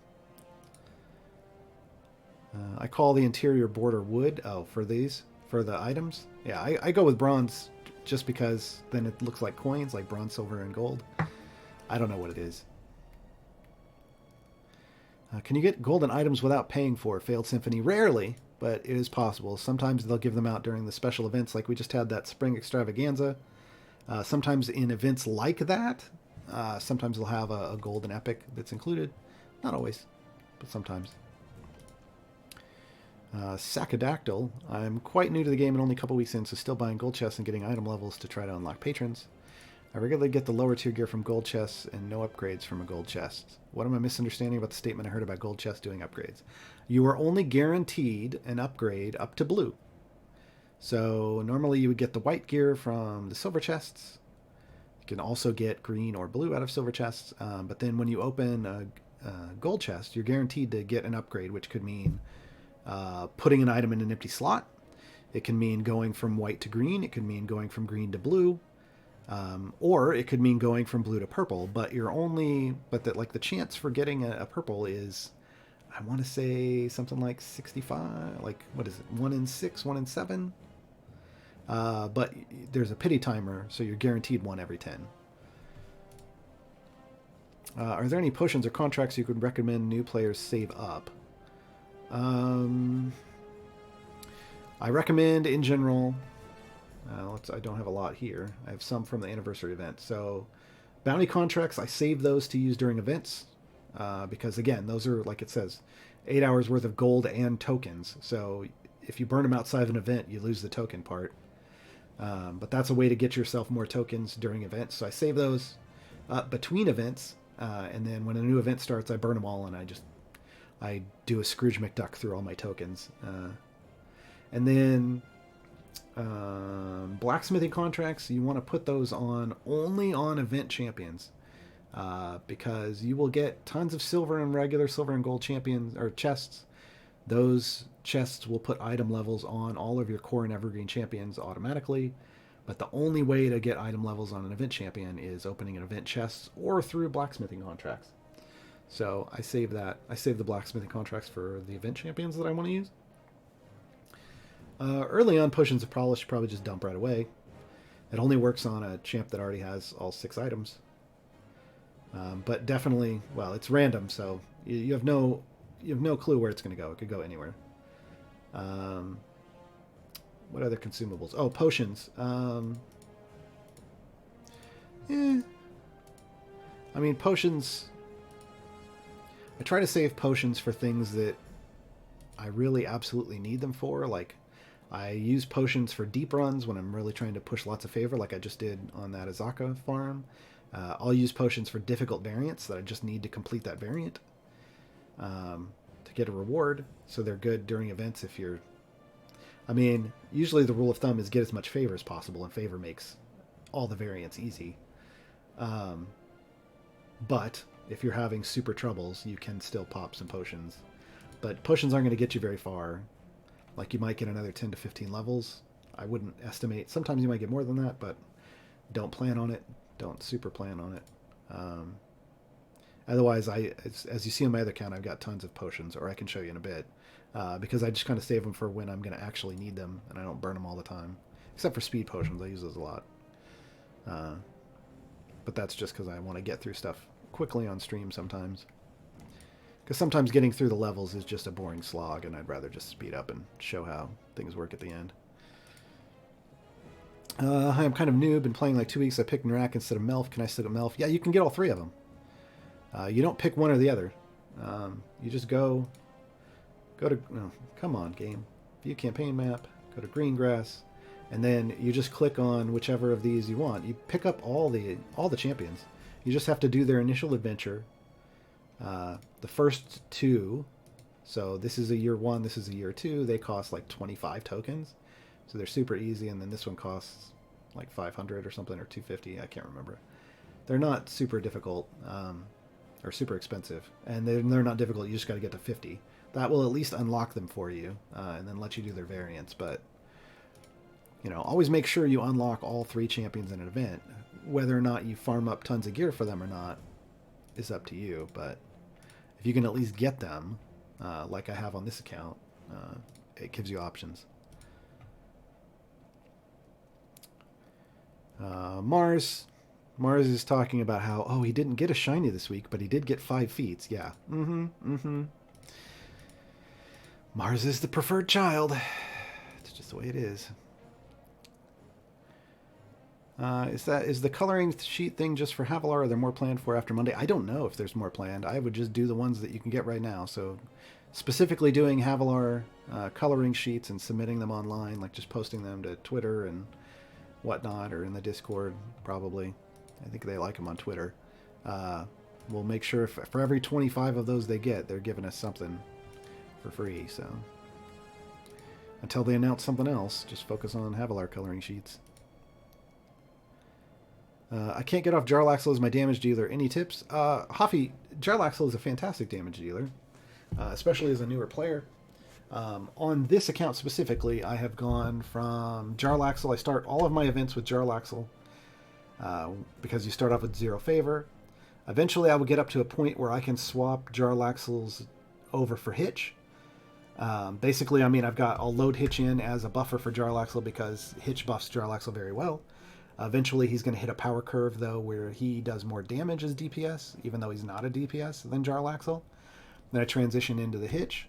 And then now, I transition from Hitch at a certain point in gold that I've earned in a run into Narak. Narak's power curve kicks in, and Narak does better. Plus, he's got an occasional AoE, which is really nice for clearing out groups like this, which I'm just going to try to nuke. Oh, no. We're running out of damage, folks. I need to level up champions. So Narak's got an AoE, and then I transition and my transition off of Narak is into Zorbu. But that takes a lot of, it's just different favor levels. You have to kind of keep an eye on it, pay attention to what your favor is, and just test them out occasionally. And see if they give you a better boost. The only way I know right now is if one's going to be better than the other, is just by trying them occasionally. Alright, so it helps. Here's another thing, folks. It helps when you level up your champions. I've gotten so used to just maxing everything out on my other account, I forget that I have to level things up over here. So that should do for breakpoints. Yeah, I don't really care about these. Just the rest of these. Alright. I've put everything out on the field, mainly just to slow things down a little bit and to auto-click on the Devour if it can, but I'll probably just rotate my familiars. At this point, yeah, I'll just rotate them over to the ultimate bar, but I want to wait until I kill off the Elder Brain next. So I'm going to turn off auto progress to get my cooldown back on that arrow. Because the Elder Brain is annoying if you don't have Krull. And I don't have Krull in this formation. I could put him in, but I guess we could... Well, no. I'll show you how to... We'll try to get by him without Krull. Trying to catch up with chat. If we don't get the achievements during the event, can we get them later? Voxa, yes, for the most part.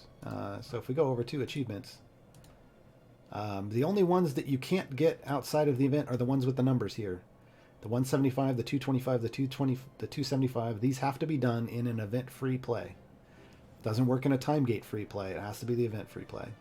Everything else can be done outside of the event. All the champ specific ones can be done like generically, or you can get them done in a time gate. So yeah, doesn't have to be done in the event. All right, 40 seconds on that timer. Is there any point that Osaka farming does not help? I did Osaka farm on Baldur's Gate. Going in, I had E27 favor, optimized the farm. I got almost nothing.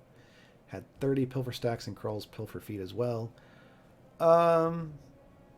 If you had previously gone in and gotten E27 with an Osaka farm, you might just be... It might just be the fact that you are at your wall. Like, if you didn't push any further and you just tried again... Like, if you'd only gone up EO1 or EO2 the last time, it may not go up much the next time. I mean, it's going to fall off at the same level, just like farming at the same level normally would. You have to push deeper or come up with, you know, more gold finds somehow. Osaka will only get you so much.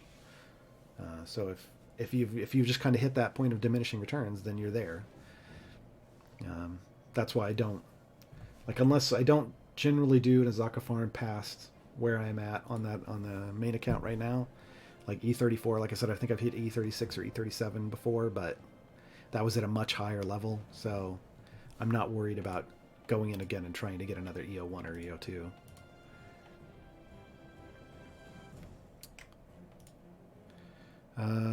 Thanks for the answer, but without Jarlax in my formation, my gold find bonus goes away, so I need him. That's not necessarily true, Hafi. At a certain point, like the further you push into an adventure, the more gold you earn.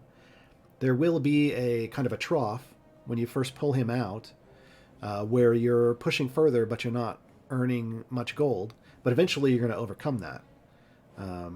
As you get more favor, that's going to happen. So, like I said, I'm in the E10 favor range. Jarlaxle isn't in my formations anymore. I'm still earning lots of favor because of other things that, you know, the favor that you earn. I should say I'm still earning lots of gold. The favor that you earn in a campaign is what determines your gold find percent. So at a certain point, you don't necessarily need Jarlaxle in your formation all the time to make money. There is a trade-off between gold find and damage. Damage can, in some cases, get you more than that little boost in gold find can. Scrolling through a lot of this, we do have our cooldowns up, so let us go in. What I'm going to do is I'm going to try to lock the brain down immediately with my Banishing Smite, and then I'm going to dump on Flame Strike, and then I'll just add everything else, just to try to wave clear. Just to get as much attacks done as possible on the boss. Oh, actually, I'm going to clear that. Oof. There we go. So I actually did Storm Herald first, because I needed to clear the wave that had already spawned. Because that ensures that Celeste's ult was going to drop on the Elder Brain. And then I just click on him. Click on him. It only takes 1 damage for each health. You're limited to 1 click doing damage every, like, 6 seconds, but still. And the key is to try to kill off all the Mind Flayers as well. They will heal it. I think it's the ranged ones. I'm not entirely certain. Come on, die. Die. I don't know. But the more you can keep your waves cleared, the more you can keep it from healing. It may be everything. Who knows? Does it even say up here? No. They need to explain the rules for some of these champs. There we go. Just click, click, click. I like to keep the clicking up because that kind of counteracts some of the healing.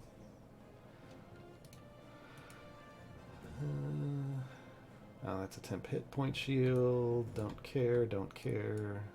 Yeah, generally don't care about the rest of those upgrades. Alright, let's see where that goes.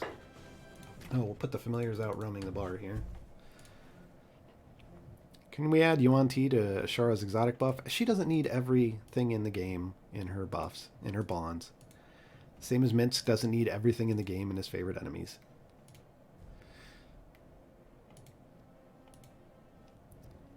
And if they ever do something like that again, I would rather they change Ashara's bonds and Minsk's favorite enemies over to something more like what we see with Morgaine, where the first time it pops up, you get to choose from all the options, and then the second time that pops up, you get to choose from what's left.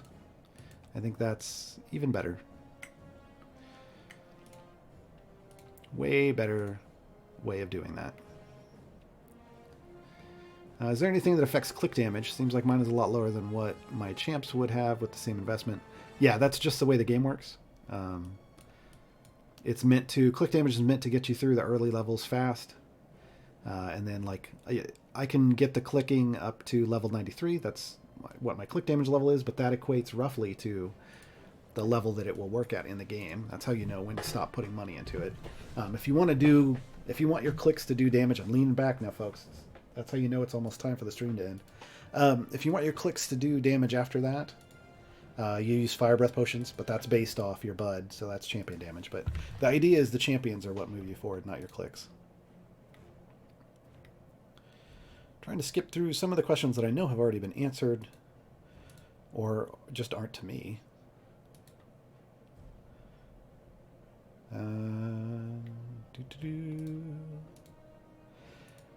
I love the closed captioning. Show me the anorak formation, please. Yes, it does its best. It doesn't understand all these D&D names.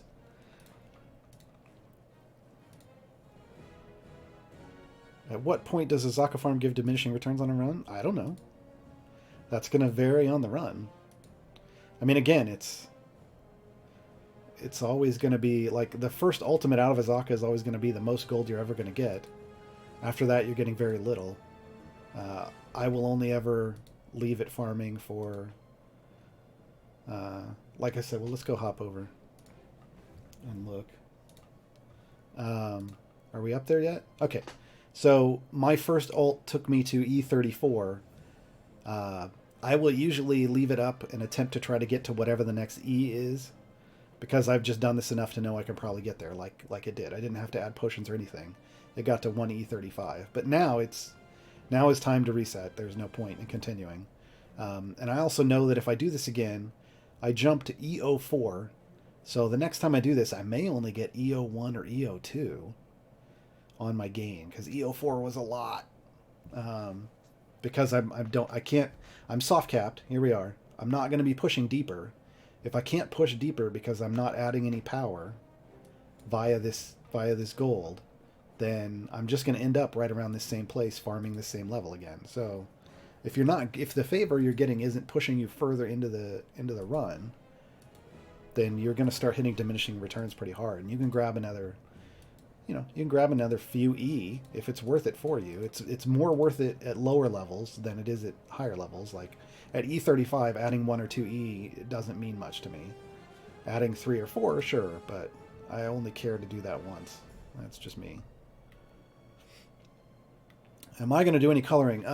Mars, I tried to last night. I sat down and I opened up one of the PDFs, and there was tons of pixelation in it, so I couldn't just like color fill. That's all I got. I don't have crayons. And I was like, oh god, I've got to go through here and erase all those little pixels to be able to color fill or use a tiny thing and try to like by hand color in on my monitor with my mouse. And maybe this weekend I'll have more time now that I'm not prepping for this stream and working. I have the weekend off. More questions. Persistent buzzing has a zombie dino? Okay, Saul. There might be a couple. I can't remember. Once I do those, I forget the names. So, do I have a favorite mission to Osaka farm on? Nope. I don't. I have never paid attention to, like, what's the best one to push deepest. It's just whatever one I'm on at the time. Any help finding info on completing Towering Expectations? Where do you find this adventure? Towering Expectations is in the Sword Coast campaign. I'm not going to be able to show it to you, I don't think. In the Sword Coast campaign in Barovia. Oh, no, I am on this one. I'm on the right account. It is the very last adventure in Barovia. So you have to make your way through the Sword Coast into the mists of Barovia, all the way through... get an invitation somehow to Strahd's wedding, and then, you know, crash it, and then, you know, ruin it. Yeah, so it's in the Sword Coast campaign. Just play through the adventures. You'll get there eventually. For those wondering, that's how you unlock Strahd as a patron.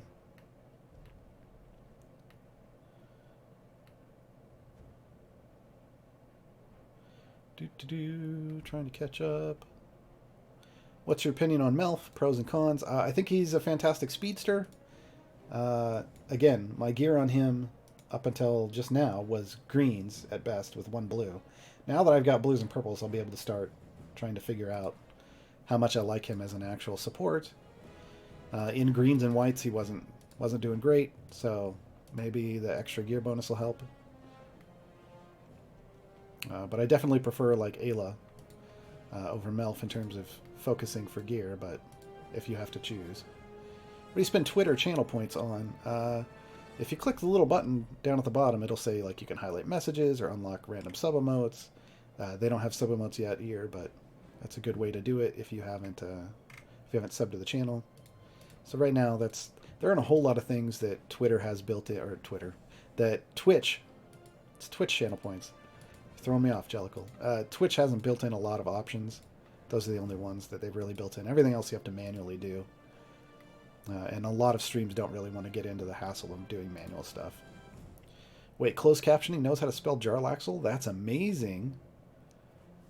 Oh my. It does. That's fantastic. All right. Nomad Gar, this may be more of a question for CNE, but do you happen to know if the free play pity timer carries over from year to year? Ooh. I don't know. I don't know at all. Yeah, that's definitely a CNE question. I do not track those at the end of my runs to know if it carries over the next year, so.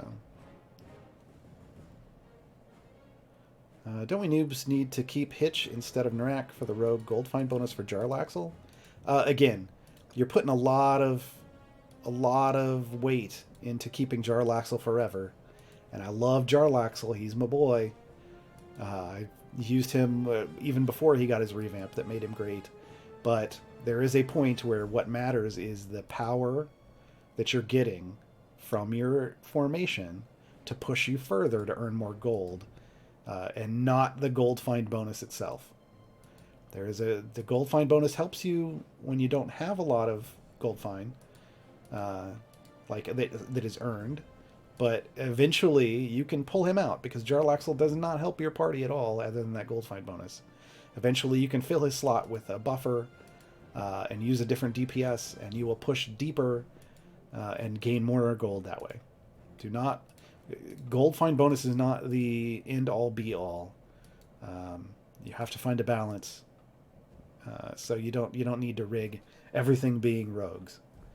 That's not a thing. It can help early on sometimes in an event when it starts and you have no favor. That can help you get some and push, but once you have favor, it's not as required. I have a shiny. Where would you put it? You don't get to choose where your shinies go. When you pop a potion of polish, it goes wherever it goes. Only 3 days into the game. Is it better to spend gems on familiars or chests? Buy the mage hand right away. It's super nice. And then buy silver chests. And then at some point buy the pixie. This one. That's like 10,000. And then buy more silver chests. And once you've got at least green on all your core and evergreen champions, then you can maybe start saving up for the armored juniper before you start buying gold chests. Mars is working on a visual guide to gem spending. One of these days, it'll get done. When does Hitch become better DPS than Jarlaxle? Am I too low to see that yet? Morphator, I'll have to try to pay more attention in the next event. I want to guesstimate maybe once you have EO4 or EO5 gold find. Maybe. Again, it's a trial and error kind of thing. You kind of have to use it for a while, and then if you get to your wall, or when you get to your wall, swap Jarlaxle with Hitch and see if your damage goes up. If it does, then it's time to start transitioning to him towards the end of your runs to push you further. And then eventually you can transition into somebody else. That's just kind of how it works. Like I said, right now on my gearless event runs, I was transitioning. I was starting off a run with Jarlaxle and then transitioning into Hitch, into Narak, and then ultimately towards the end of the run into Zorbu. And that would carry me over level 200. So those are my 4 transitions through from 1 to 200, and what did I get, like 5 or something? I don't know. All right, we're coming up on the last few minutes here. I know I didn't get to everything in the chat, so let me try to speed mode this. Scrolling. Keep that chat scrolling. Some of these are not for me. So is Jim an event champion? Yes, he is. You can get him out of a time gate if you don't want to wait for his event. What about the guy from Fool's Unlock? I'm not sure what you mean. Like the event, like the Fool's event? You would have to do time gates or wait for that event? I'm not entirely sure what that question was. There's situations where you like the long game or calm under pressure with more gain. Yes. Is that the quick answer? I mean, basically, if I know that I'm going to be using more gain in a situation like that, one of those I believe is about things stacking up, and another is how long it takes for something to die. That means if you're going to be using her all the way like at your wall and trying to kill hard things with lots of stuff stacking up on you, then that's when you go for that. I will swap one of those out for the adjacency one, only if I'm in a formation that allows me to put 6 people adjacent to her. And otherwise, I'm going for those long ones, if I'm using her at my wall. Scrolling through, looking for things. Question: after unlocking all champs, should I focus on 3 champs for time gates? In danger they get nerfs today. Should I level up gear equal?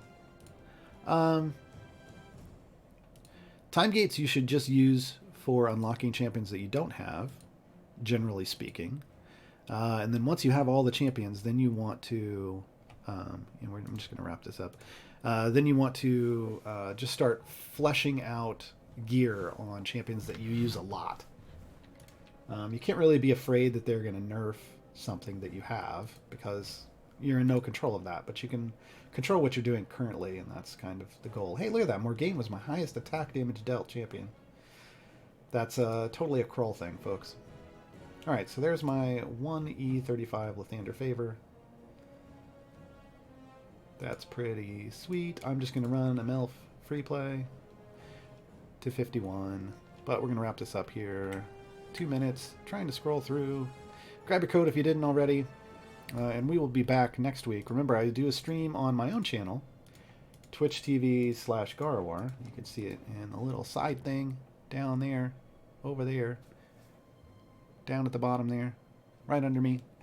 Head on over there and throw me a follow. We're here on Tuesdays. We go over a lot of stuff, and then Wednesdays, Mars does his thing. I'm throwing in my speed champs. Mars does his thing on Mars' Guiding Hand. We'll throw in Briv to jump some levels. And remember, next week, the event ends on Monday.